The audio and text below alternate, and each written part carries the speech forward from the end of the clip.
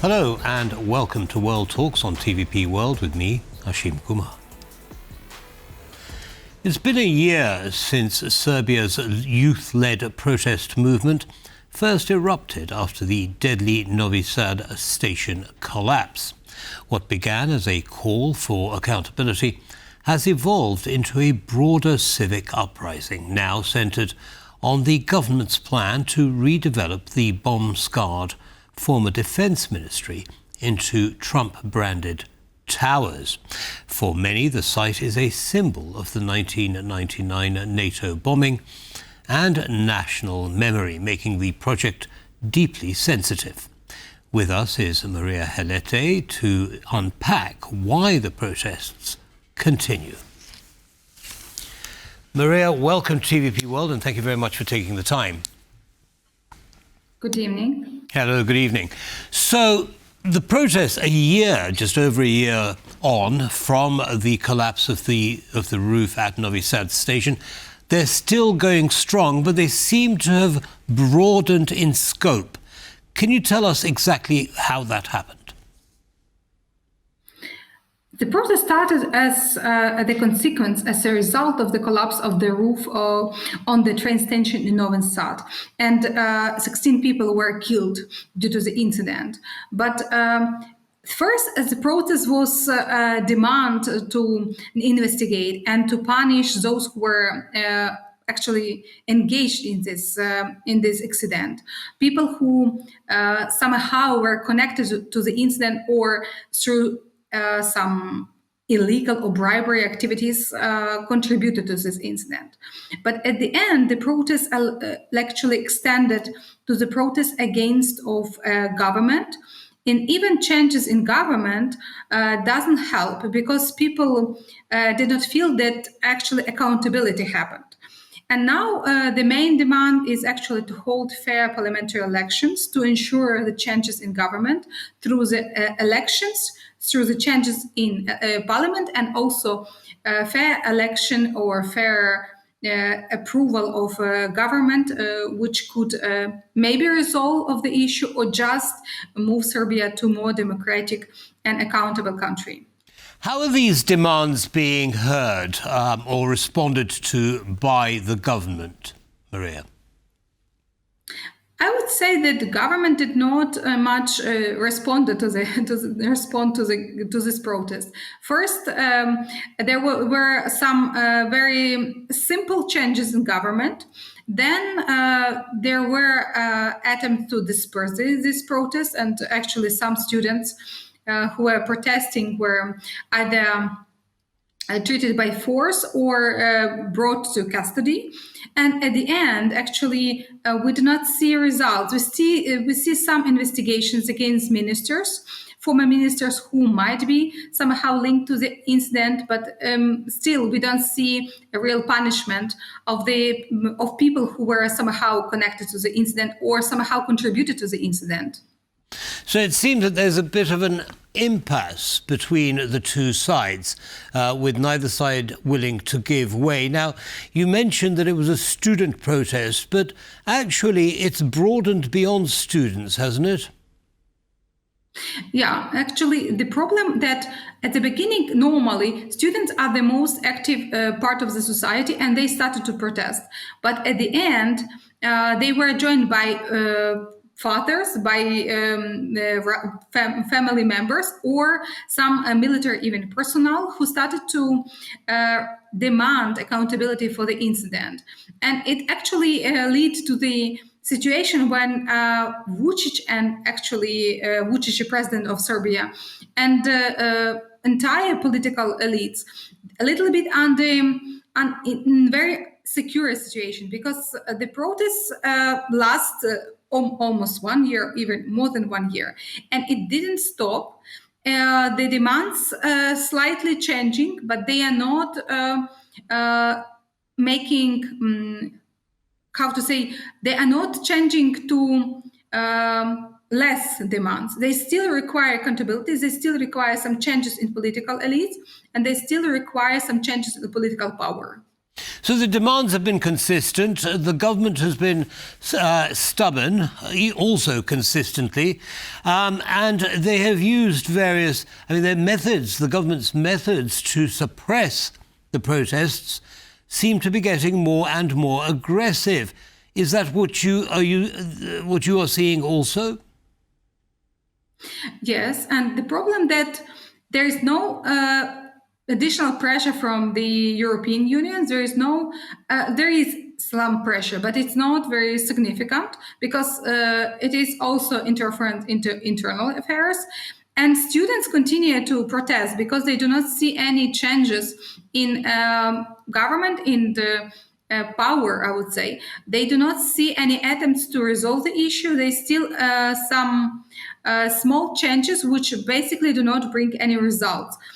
Those prosecution doesn't reflect actually the demands of students, and it doesn't reflect the demands of people who are protesting. At the same time, government authorities, I would say, try to manipulate with protesters, and they use pressure against them. They try to disperse the protesters, but also they try to sometimes put additional pressure on people who are somehow linked to the protesters. For example, they can have pressure on on teachers at the universities, who are together with students. They sometimes do not allow those professors to attend, for example, universities, etc. It means that it is, in general, the pressure is a lot, is quite high, but there is no any attempt to resolve the issue and to talk to students and to find out how it's possible to mediate this issue and find the solution which would be acceptable for the protesters. Right, so both direct and indirect pressure is being put on the protesters by the government. You mentioned the European Union, and you said that they're not really doing enough in terms of influencing President Vučić's government. What do you think they should be doing? I understand the problem because Serbia, on one side, it is very, very, very central for Europe. It is in Europe. And it is very important to keep stabilized Serbia. On the other hand, it is important to ensure that Serbia is not moving to the autocracy, or it is moving very close to Russia.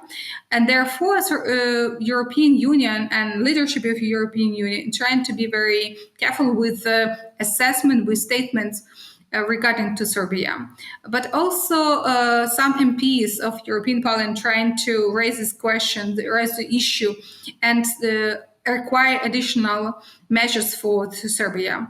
But I understand that the best way to try to solve the issue is first to have maybe not open talks, without media, but to have talks with President Vučić about the situation and ensure that they have to resolve the issue and stop this process and punish those who were accountable for the situation. Because as I understand, it's not just an incident.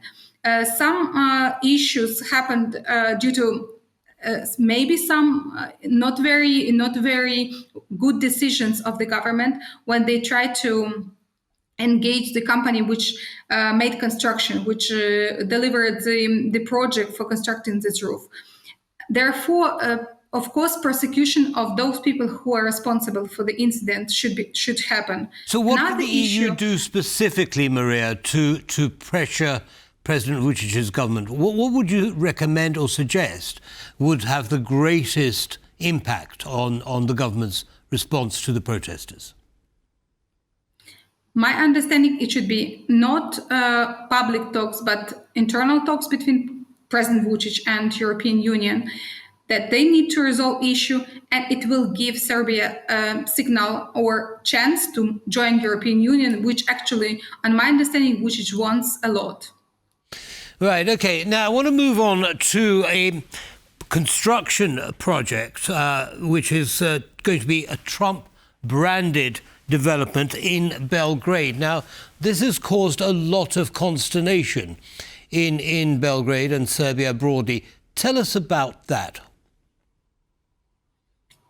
The project is actually very sensitive for Serbian society because the Trump Tower in Serbia, in Belgrade, should be constructed on the place of a former Minister of Defense building. This building was destroyed during NATO airstrikes in 1999. It is a very sensitive moment for Serbia. Actually, it is a moment when Serbia lost Kosovo, I would say, because of Milosevic wars. But it is also a moment when these attacks actually forced Milosevic to agree on the agreement which ended the Kosovo war. And for many people, Kosovo is still a big pain. It's a big tragedy because they believe that Kosovo is still a part of Serbia. However, as we understand, Kosovo since 2008 is an independent state. And Serbia does not recognize it. For many people, I think in Serbia, they will not recognize independence of Kosovo maybe forever. And the construction of this building, on one side, it is a kind of approach to somehow forget the history. But for the other side, it is a possibility to actually destroy this memory for people who somehow were fighting for Serbia, or some veterans who were fighting for Serbia. Therefore, a lot of people protest against it. They don't want to have this symbol made as another hotel or another building of Trump. So I mean, is the protest against the location of the building, or the fact that it's a Trump funded or Trump branded construction? So if he was to build it somewhere else, would everyone be happy with it? I think for Serbia, it is first about building because it is historic site for them. But I believe that it's also about American presence, because Serbia still is not very American friendly, I would say. They still have this memory how its history was turned out that Kosovo became not a part of Serbia.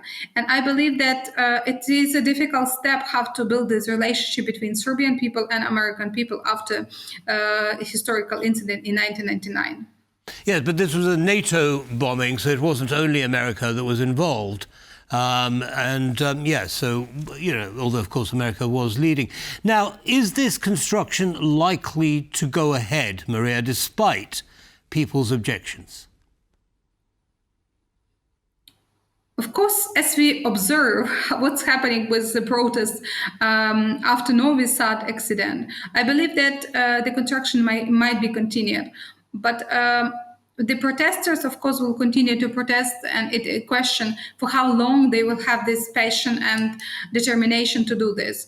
At the same time, it is also a question how to talk to people and maybe to change their attitude to the construction of the site. Because my understanding that maybe construction of the hotel of the any building instead of Minister of Defense building, which is historic one, maybe it is better to negotiate and discuss and move to another place, not to make people so angry and not to bring to protest. I understand. Unfortunately, Mariya, we're going to have to wind it up there. The clock has beaten us. But thank you very much indeed for sharing your analysis with our audience. Have a good evening. Bye-bye. And that brings us to the end of this episode of World Talks. Don't go away, though. As always, lots more coming up. Goodbye.